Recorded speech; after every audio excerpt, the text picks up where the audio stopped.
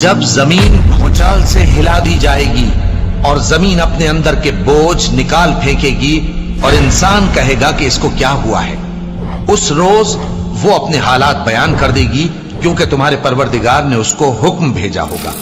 اس دن لوگ طرح طرح کے ہو کر آئیں گے تاکہ ان کو ان کے اعمال دکھا دیے جائیں، تو جس نے ذرہ بھر نیکی کی ہوگی وہ اس کو دیکھ لے گا، اور جس نے ذرہ بھر برائی کی ہوگی وہ اسے دیکھ لے گا۔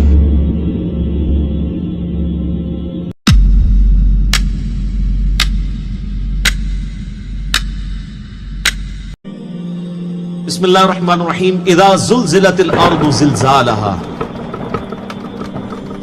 جب تھر تھرانے لگے گی زمین پوری شدت کے ساتھ۔ زلزلہ کا لفظ اردو میں بھی استعمال ہوتا ہے نا، یہ زلزلہ عربی کا لفظ ہے، ارتھ کوئک جسے ہم انگلش میں کہتے ہیں، لیکن یہاں اس ارتھ کوئک کا ذکر آ رہا ہے جو قیامت کا بڑا زلزلہ ہے۔ ان زلزلۃ الساعۃ شیء عظیم،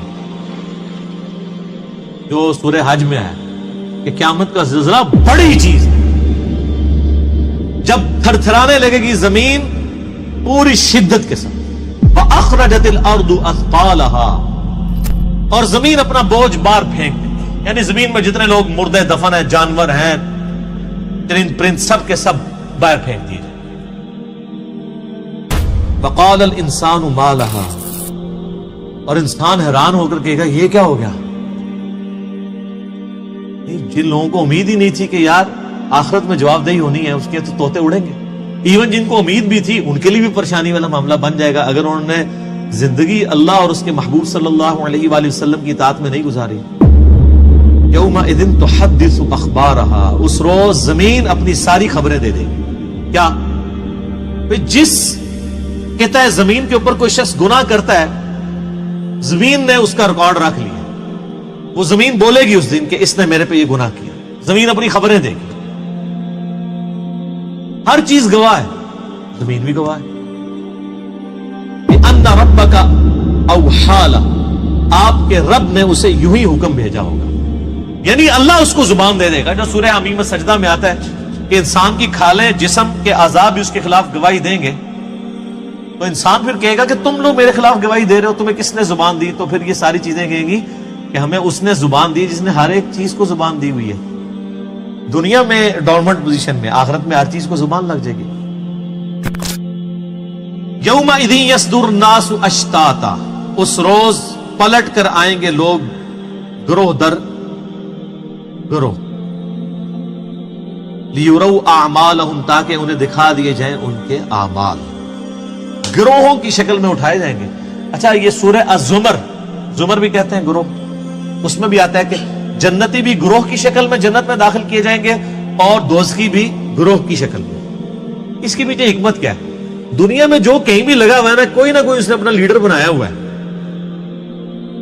قادیانی جب دوزخ میں پھینکے جا رہے ہوں گے تو Ghulam Ahmad Qadiani as a leader پورے گروہ کو لیڈ کر کے لے کے جا رہا ہوگا، اور آپ کے بھی جو بزرگ جہاں جہاں جا رہے ہوں گے، جس نے گمراہ کیا ہوا وہ ساتھ لے کے جائے گا۔ حتیٰ کہ سورۃ الاعراف میں آتا ہے کہ لوگ کہیں گے یا اللہ ہمارے بزرگوں کو دگنا عذاب دے، انہوں نے ہمیں گمراہ کیا۔ اللہ فرمائے گا سب کے لیے دگنا ہے، کیونکہ تم نے بھی تو آنے والوں کو کیا تھا۔ ہر بزرگ کے اوپر ایک بزرگ ہوتا ہے نا، اگر ایک بزرگ کہ اللہ میرے بزرگ کو دگنا عذاب دے، تو اللہ کہے گا تو بھی تو بزرگ ہیں بعض علیحدہ۔ تو گروہ در گروہ لوگ دوزخ میں داخل کیے جائیں گے، اور سورہ زمر میں آتا ہے جنت میں بھی لوگ گروہ در گروہ جا رہے ہوں گے۔ ظاہر ہے دنیا میں جن لوگوں نے سچائی کی آواز بلند کی ہے اور لوگ ان کے ساتھ لگے ہیں، اور اس کی وجہ سے اللہ تعالیٰ نے ان کے لیے جنت کا راستہ آسان کیا ہے، تو ایسے لوگ قیامت والے دن اپنے ساتھ جو لوگ اٹیچ ہیں ان کو لیڈ کر رہے ہوں گے۔ وہ جس کو وہ ڈاکٹر طلعت تغتی صاحب کہتے ہیں آگے آگے پیر ہوں گے، پیچھے پیچھے مرید ہوں گے، یہ تو آگے آگے پتا چلے گا نا کہ وہ جا رہے کدھر ہوں گے۔ تو اللہ تعالیٰ نے تو دونوں طرح کے گروہ بتائے ہیں، دوزخ میں بھی گروہ در گروہ جائیں گے اور جنت میں بھی گروہ در گروہ۔ یہاں صرف دوزخیوں کا ذکر ہے۔ سورہ الزمر میں آخری رکوع، اس پہ میرا پورا ڈیٹیل لیکچر ہے، مسئلہ 146، جس میں میں نے بتایا کہ جنتی بھی گروہ در گروہ جائیں گے اور جہنمی بھی گروہ در گروہ۔ فَمَن يَعْمَلْ مِثْقَالَ ذَرَّةٍ خَيْرًا يَرَهُ، تو جس نے دنیا میں ذرے کے برابر بھی خیر کی ہوگی،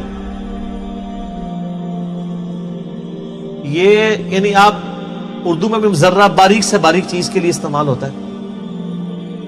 عربی زبان کے اندر جو چیونٹی کا جو انڈا ہوتا ہے نا جی، وہ بالکل باریک سا ہوتا ہے، اس کے لیے ذرے کا لفظ استعمال کیا جاتا ہے. اتنی بھی اگر کسی نے نیکی کی ہوگی وہ دیکھ لے گا.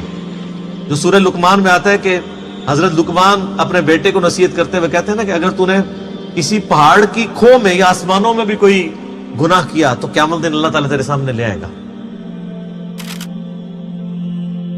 کسی غار میں چھپ کے بھی کیا یا آسمانوں میں کیا، اس ٹائم تو لوگ سوچتے ہوں گے کہ آسمانوں میں گناہ کہاں سے ہو سکتا ہے،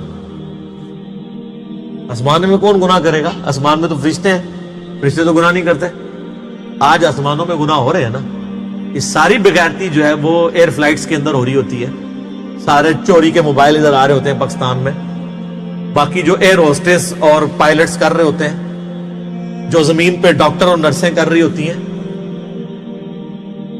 تو آسمانوں میں تو گناہ ہو رہے ہیں آج کل، خوب ہو رہے ہیں. تو جس نے ذرے کے برابر نیکی کی وہ نیکی ضائع نہیں ہوگی، اس کے سامنے رکھ دی جائے گی کہ سر یہ آپ نے کیا تھا. فرشتے سامنے نام اعمال لے کے آئیں گے. لیکن دوسرا پہلو بھی ہے بڑا خطرناک، وَمَن يَعْمَلْ مِثْقَالَ ذَرَّةٍ شَرًّا يَرَهُ، جس نے ذرے کے برابر بھی شر کیا ہوا وہ بھی دیکھ لے گا. یہاں لوگ کہتے ہیں وہ جناب وہ ایویں سرسری حساب کتاب ہونا ہے. اللہ تعالیٰ ساڑی نیکیاں چاہیے نے کوئی تو اور کیا چاہیے، تھوڑی بدماشیاں چاہیے نے. اللہ کو نہیں چاہیے، آپ کو چاہیے اپنے لیے. اور ظاہر ہے وہ اللہ کو بھی چاہیے، کیونکہ اللہ تو چاہتا ہے کہ میرے بندے جنت میں جائیں. اللہ تو نہیں چاہتا میرے بندے دوزخ میں جائیں. اسی لیے تو اس نے انبیاء کو بھیجا، کتابوں کو بھیجا تاکہ لوگ بچ جائیں.